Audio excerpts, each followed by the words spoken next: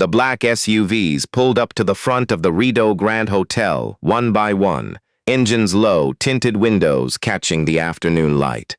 The doorman, a young man named Patrick, who had worked the entrance for 3 years and never once been surprised by anything, took 2 full steps backward. Inside the lobby, behind the front desk, a woman named Claudette straightened her blazer and watched the convoy through the glass. She counted 4 vehicles, then a 5th. Her mouth went dry. 20 minutes earlier, she had asked a cleaning lady to leave. But let's go back to where it started. Because the story of what happened at the Rideau Grand on that Thursday afternoon in late September begins not with the SUVs and not with Claudette. It begins with Amma. Amma Darko was 51 years old. She had come to Canada from Kumasi 23 years ago, with 1 suitcase, a secondary school diploma, and the name of a church in Scarborough written on a folded piece of paper. She had cleaned offices, ironed other people's clothes, braided hair on weekends in a basement in Rexdale. She had put her daughter through university. She had buried her husband. She had done all of this without once asking anyone to feel sorry for her, because Amma Darko was not built for pity. She was built for early mornings and tired feet and the kind of quiet dignity that doesn't announce itself. On that Thursday, she was wearing a housekeeping uniform. Not from the Rideau Grand. She didn't work there. She wore the gray and white uniform from the Lakeview Suites across town, where she had worked the morning shift since 6 a.m. She hadn't gone home to change because she hadn't planned to stop. But her granddaughter's birthday was the next day, and the toy shop on Spark Street closed at 6. And the bus had dropped her 2 blocks from the Rideau Grand, and she had been walking for 35 minutes in weather that sat at 34 degrees and felt like 39 with the humidity, and her knees, which had not been the same since she slipped on ice in the parking garage in February, were aching in that particular way that isn't pain exactly, but is the body saying very clearly, "Stop." So she stopped. She walked through the revolving door of the Rideau Grand and sat down in a chair near the window. It was a beautiful chair, cream-colored, the kind that looked like it had never once held anyone who was tired. She set her shopping bag on the floor between her feet. Inside it was a stuffed lion, a small golden one with a brown mane that she had bought at the toy shop before the bus, and a card she had written in Twi, in her own handwriting, because her granddaughter was 7 years old and already learning to read the language her grandmother had carried all the way from Kumasi. Amma closed her eyes for a moment. Just a moment.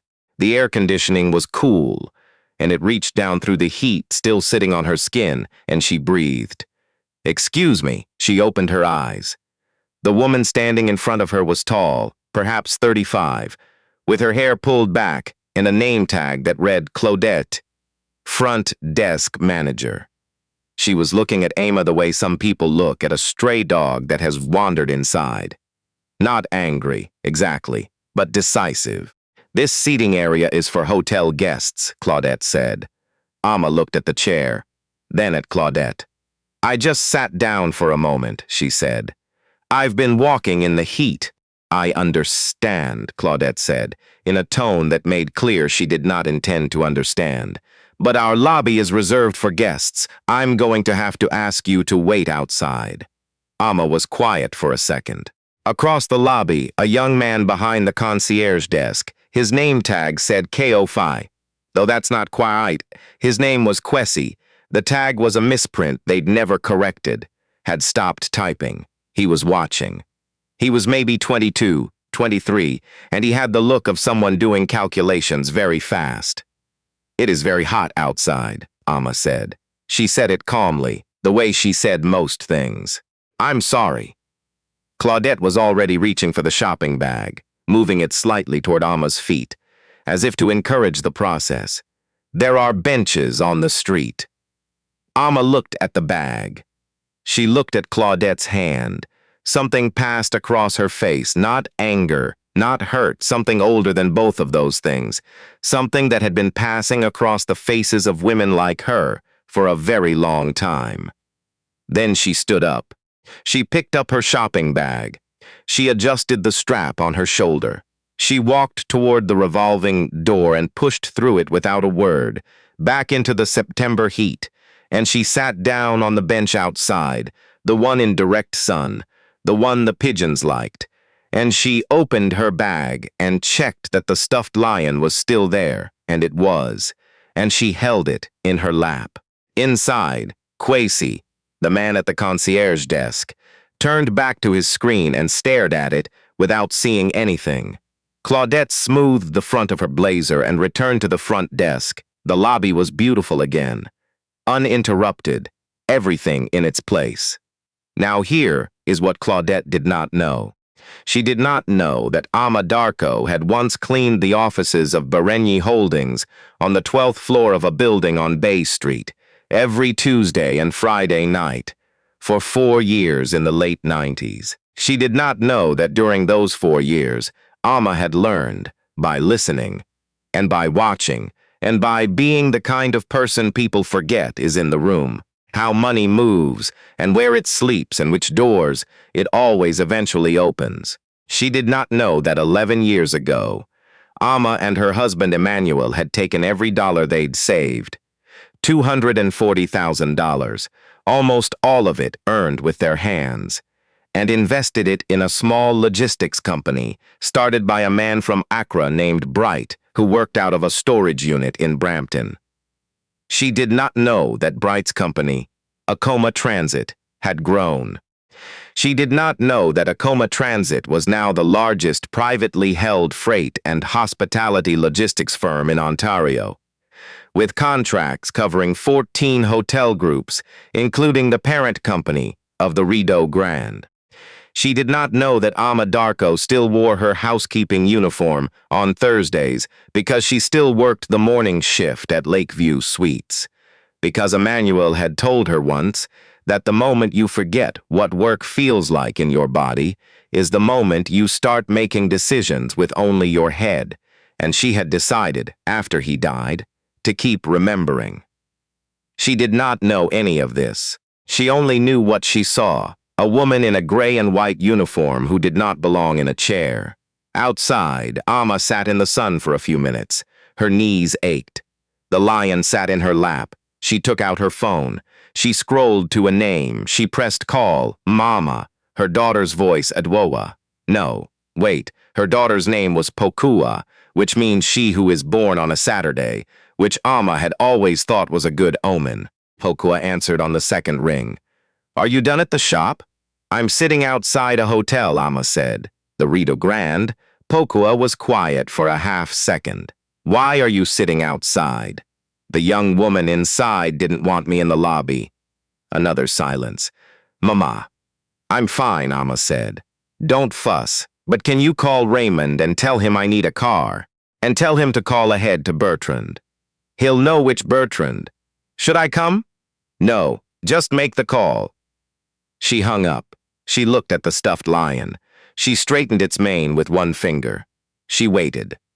Inside, Quasi was pretending to review reservation notes. He was not reviewing reservation notes. He was watching the door and watching Claudette and feeling the particular discomfort of being a young man who knows something is wrong and is not sure what he is allowed to do about it. He had come to Canada from Accra 6 years ago. He knew what it looked like when a person was too tired to fight and too proud to beg. He knew what it looked like to be made to feel like you don't belong somewhere because of what you're wearing. He had felt it himself. He had felt it in more hotels than he cared to count, except he'd felt it as a guest, not as an employee. And at least as a guest he could show his room key and watch the expression change. That woman on the bench outside had no room key to show.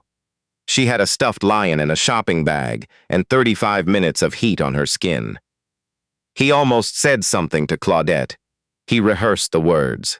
He thought about his shift schedule. He thought about his work permit. He typed nothing. This is one of the things I want you to sit with, because it's easy to only see Claudette in this story. And Claudette deserves to be seen clearly, but so does Kwesi and the silence he kept. Most harm doesn't happen because of one cruel person. It happens because of the cruel person, and then all the rest of us who did our math and stayed quiet. At 20 minutes past 4, a black SUV turned onto the street and slowed in front of the hotel.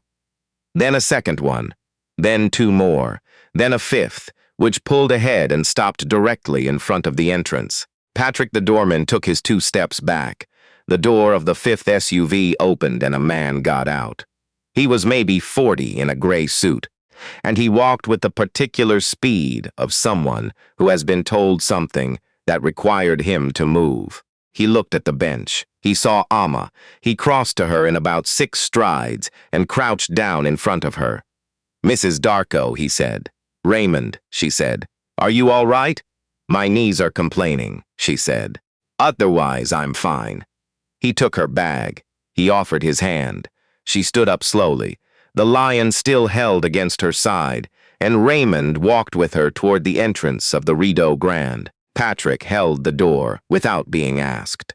Inside, the lobby was still beautiful, but now it had 5 black SUVs parked in front of it, and 3 men in suits standing near the entrance, and Bertrand Hetu, the regional director of Mercer Hospitality Group, which held the management contract for the Rideau Grand, was already crossing the floor toward the front desk with the expression of a man who has been on his phone for the past 12 minutes, and none of the calls have gone well. Claudette watched him come. "Bertrand," she said, uncertain. "I wasn't expecting." "Claudette."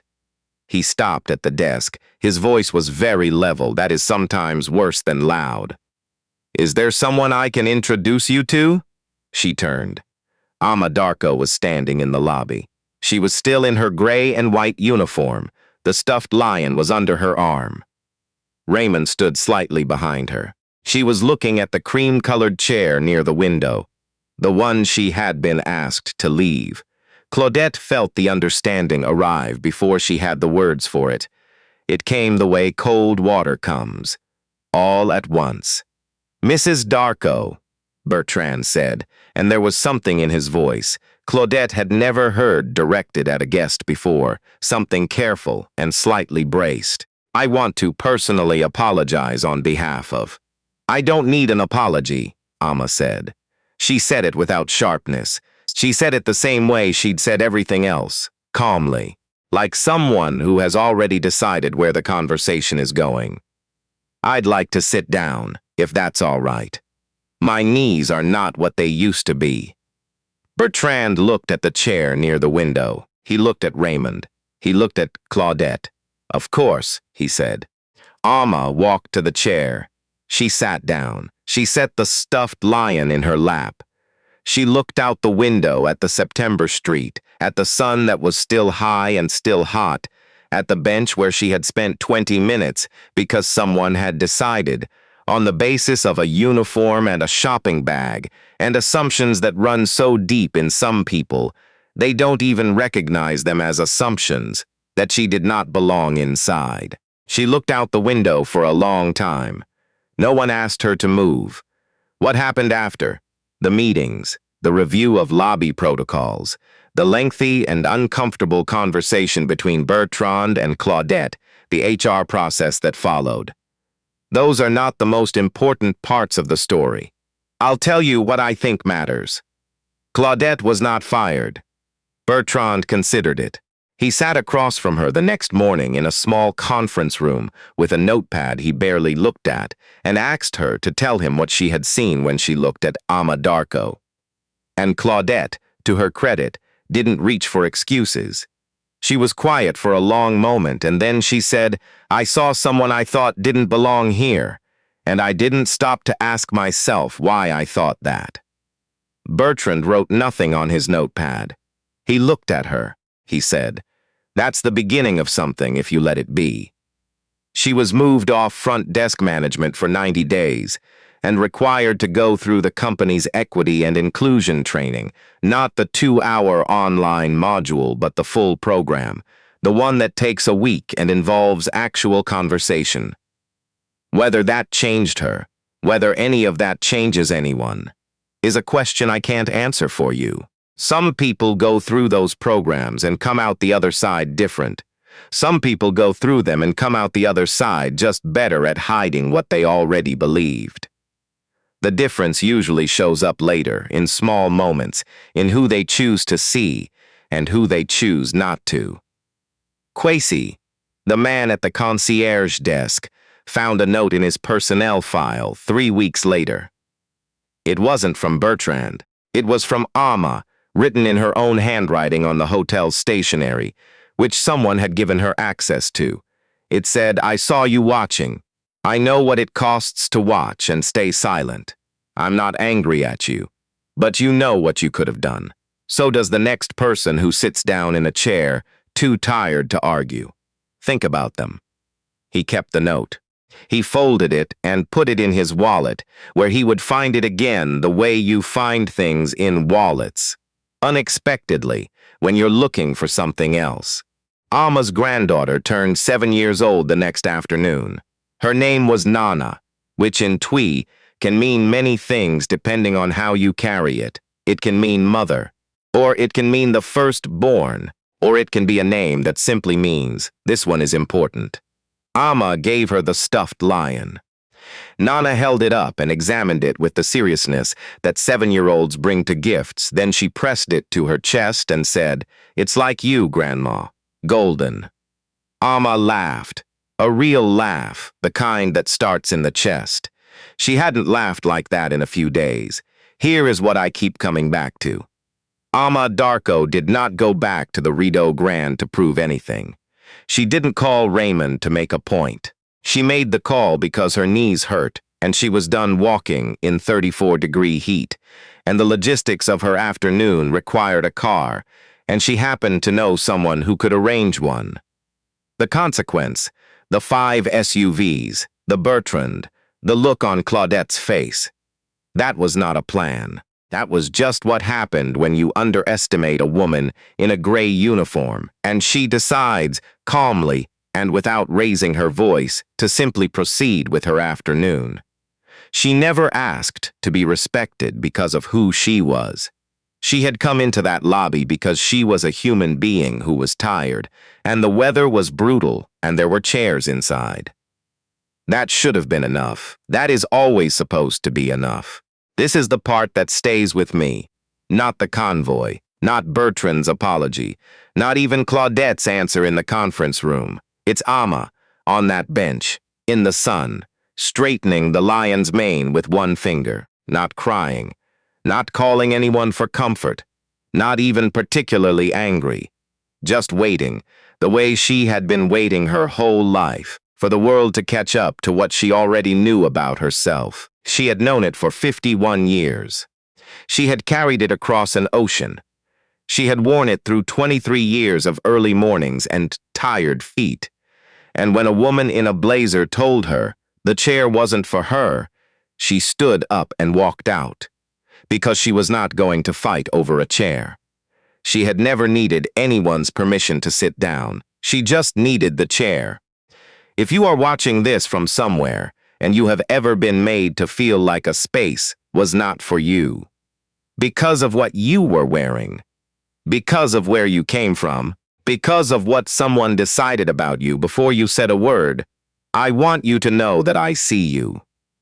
And if you are watching this, and you have ever been Claudette, even for just a moment, even in a way smaller than this, I want you to think about that conference room, about what Claudette said, about whether you would have the courage to say it too. Drop your flag in the comments. Tell me where you're watching from tonight. And if this story moved you, share it with someone who needs it. Subscribe if you haven't already. We tell these stories because they matter, because she mattered, because you matter, and because sometimes the whole world needs to remember that a tired woman in a chair is not a problem to be solved. She's just a person. And that is enough.